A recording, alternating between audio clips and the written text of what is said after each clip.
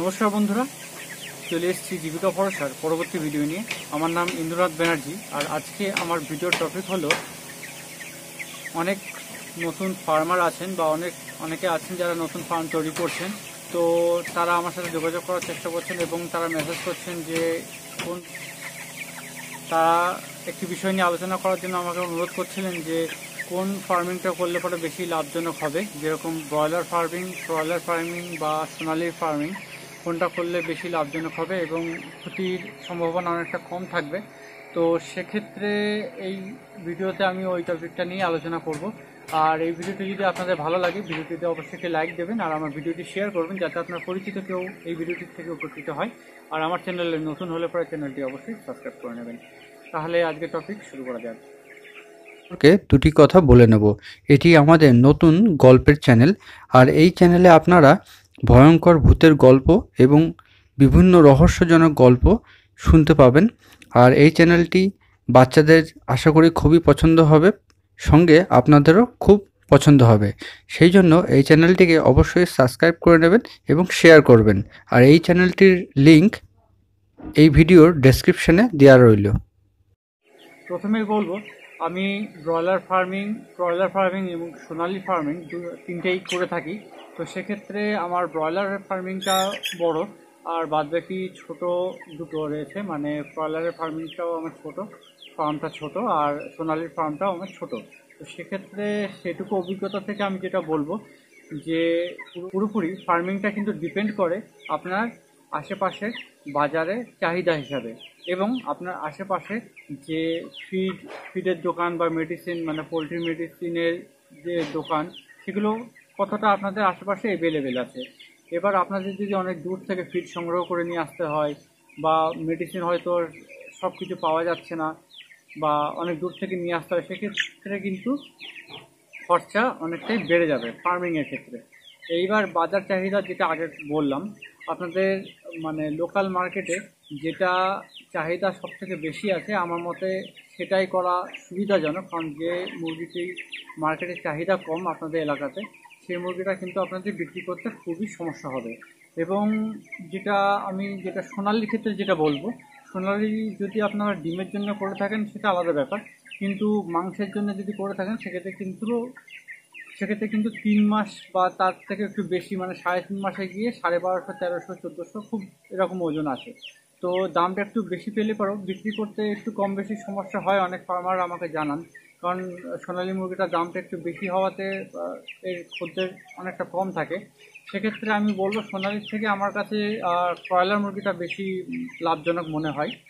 আর broiler তো আছেই, কারণ এটা 40 দিনে 2200-2300 পর্যন্ত ওজন চলে আসে।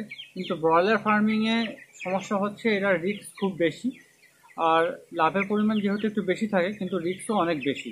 সেক্ষেত্রে আপনারা ব্রয়লার ফার্মিংটা করতে পারেন, ছোট করে শুরু করতে পারেন ব্রয়লার ফার্মিংটা। এটা আমার মনে হয় মোটামুটি লাভজনক।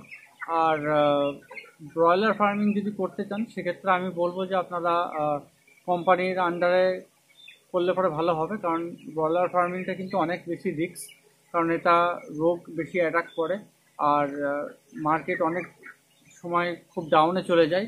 তো সেক্ষেত্রে লাভের পরিমাণ কিন্তু অনেকটা কমে যেতে পারে আপনাদের। তো সেক্ষেত্রে ব্রয়লার ফার্মিংটা আমার মতে ভালো, কিন্তু অবশ্যই আপনারা মার্কেট চাহিদা কিন্তু দেখে তারপরে ফার্ম তৈরি করবেন।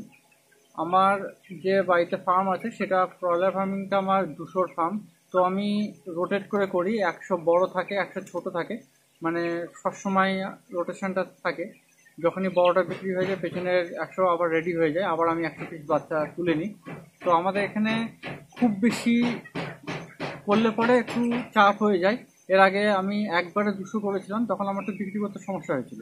তো 100 করাতে আমার মোটামুটি বাড়ির থেকে কম বেশি আমার 50-60 পিস এমনি খুচরো বিক্রি হয়ে যায়। আর পাইকারি হিসাবে বাদবাকি আমি বিক্রি করে দিই, তাতে আমার বিক্রি করতে খুব একটা অসুবিধা হয় না। বেশিরভাগ ক্ষেত্রে আমি দোকানে দোকানে দিয়ে আসি, তাতে আমার টাকার পরিমাণটা একটু বেশি থাকে। আমি পাইকারি যদি সাপ্লায়ারদের কাছে দিই, তারা আবার লাভ রেখে আমাকে টাকা দেয়। তো সেক্ষেত্রে আমি ডাইরেক্ট দোকানে দিলে পরে আমার লাভটা কিন্তু একটু বেশি থাকে। আপনারা যদি এইভাবে ব্রয়লার ফার্মিংটা করতে পারেন তাহলে পরে কিন্তু আপনারা কিন্তু লাভ একটু বেশি দেখতে পাবেন। আর ব্রয়লার ফার্মিংটা যদি করতে চান তো নিজে, যেটা আগে বললাম, নিজে না মানে পুরোপুরি নিজের পয়সাতে না করাই ভালো।